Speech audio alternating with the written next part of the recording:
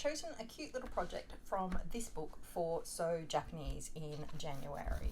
I really love this little book. I picked it up in Japan a few years back, and it's just kind of filled with practical home style projects, which I really enjoy. I'm just trying to find the one I plan to do today.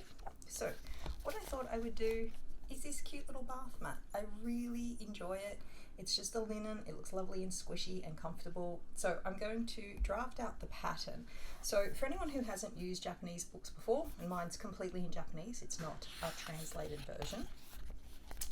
Here is the instructions for my pattern. So if you're working, what you're looking for is numbers. So this is pattern number 7 up here, which hopefully you can just see inside the shot there. And here it's telling me that it's pattern 7 as well. So what I'm going to do at first is draw out the rectangle, which is 45 centimeters by 55 centimeters, then curve off the edges, and I've got my pattern. So that's what I'm going to do.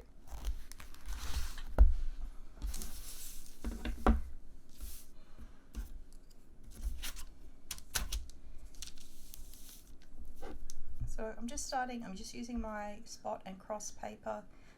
I use this quite a lot for pattern making because it is easy and it folds up. As I have mentioned many a time, I am low on space, so things that fold work very well, as much as I do enjoy the proper pattern making card. So what I'm doing here is I'm just creating a 90-degree corner, which I'm then going to double check is actually 90. Sorry, I'm just trying to figure out what's in shot. I've got a different camera set up today just because I had a little bit of time and I thought I would quickly duck this in. So I've just created a little corner down here. Now I'm going to measure out my 45 by 55. I am going to double check that dimension though. 45 by 55. So I'm just going to write that there. And like, yes, you could 100% make it to any size that you wish, but it's also January the 2nd. I am still jet lagged, and you know, following someone else's instructions telling me what to do, it's kind of appreciated right now. Okay, so that's 50, that's 55 up to there.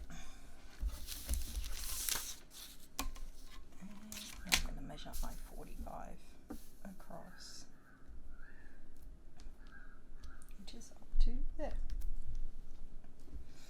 So Sew Japanese in January is just a way, it's run by bloglessanna. Everyone can join in, and it's just a way to enjoy making your Japanese patterns, because so many of the books are so lovely, and sometimes people collect them and don't make from them, which is fine, but it's also really fun to explore them and see what's happening. So it's just a little kind of twice yearly challenge to encourage people to use their Japanese books. And yeah, I don't always get a chance to join in, but this year I thought I would. Okay, so I've got mine all wrapped out. You can see how humid the air is because my paper is wrinkly today. I keep mine rolled up, and which results in wrinkles. But that's okay, you know. As much as I would love to say we all have perfect big spaces to work in, I also know this isn't the truth. So it's okay if you live in a small space and have to keep things little, or work in a tiny space in the corner of your lounge or living room. You might be able to hear planes going overhead today. I've got the windows all open but the blinds all down, because even though it is early, it is warm. So trying to keep the house dark and cool for most of the day.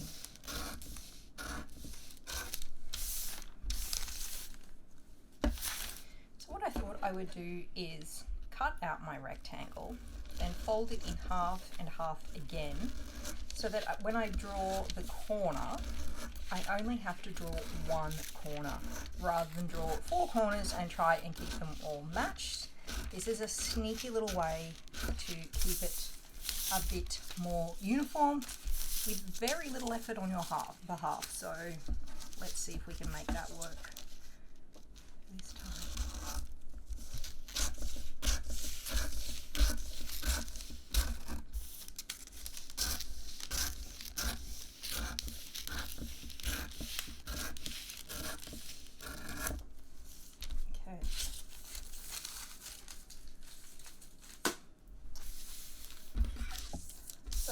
My rectangle, it's all ready to go.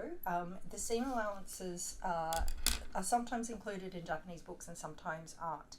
This one, I don't want it too big, so even if this includes a 1 centimeter seam allowance, I'm okay with that because I don't have that much space in my bathroom.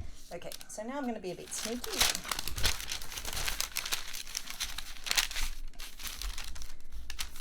Fold in half and hope that my cutting and measuring is accurate. Crease and fold in half again.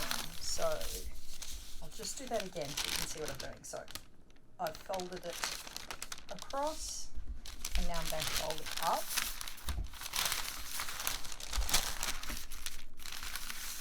Now, to keep it accurate, I'm going to fold on the line that's already folded because that will make my center. So coming up here, this is now my center point. So I'm going to crease that one in first. Smooth it out to my corner. Try and keep my corners all on top of each other there. And then smooth out to the other side. Now, even with the wrinkles added by humidity, that's looking pretty good. All right. So in the pattern in the actual book, which, you know, in hindsight really should have bookmarked. So here we've got our picture, and you'll quite often find there's a picture and then later on in the book there is the instructions on how to make. So what I'm going to do, it includes a 1 centimeter seam allowance because it's got it written there, and my corner edge here, it says 7 centimeters on the diagonal there. So if I go to where all of my corners are, and I measure 7 centimeters. So this is getting to be a little bit easier for me. I'm just going to move the camera, hopefully you can see this a bit better.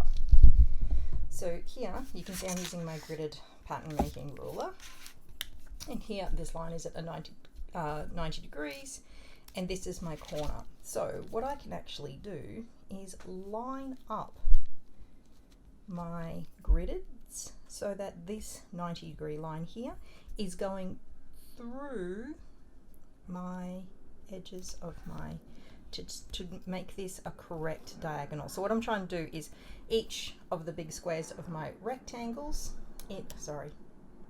each of the squares on side my grading ruler, I'm lining them up so that this line bisects them directly to get the 45 degree.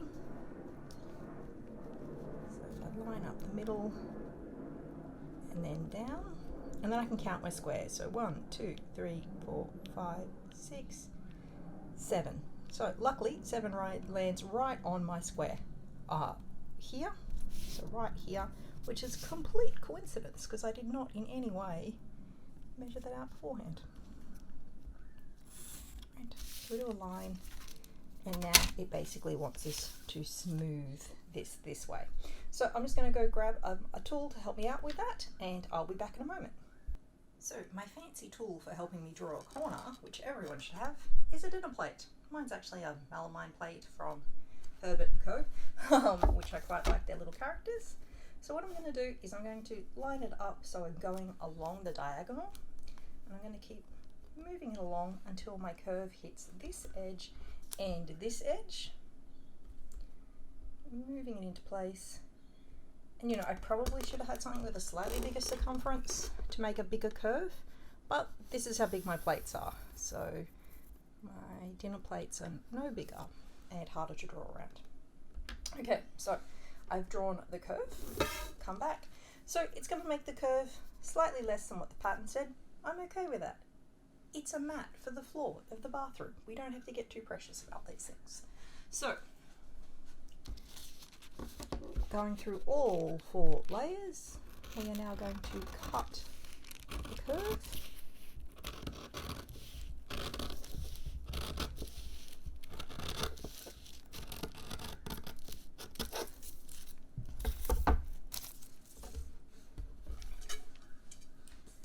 Things to one side. Now, when we unfurl our pattern, 4 matching corners. Just going to lift up the screen so you can see this a little better and hopefully not see the mess of my floor. I still haven't unpacked properly, so it's a little bit chaotic here. Right, so that's my pattern, looking slightly scrunkled, but you know, that's where we're at. So I am going to go find some fabric that will suit this, and then we're going to get sewing on our Sew Japanese in January. This is the little bath mat I'm making as part of the Sew Japanese in January challenge. What I'm planning to do is I have all of these scraps of linens which I've inherited from various sewing friends who have maybe moved away or got leftovers. And what I was hoping to do is maybe do some kind of patching in this kind of style and just use up all of the scraps, because it is a bath mat.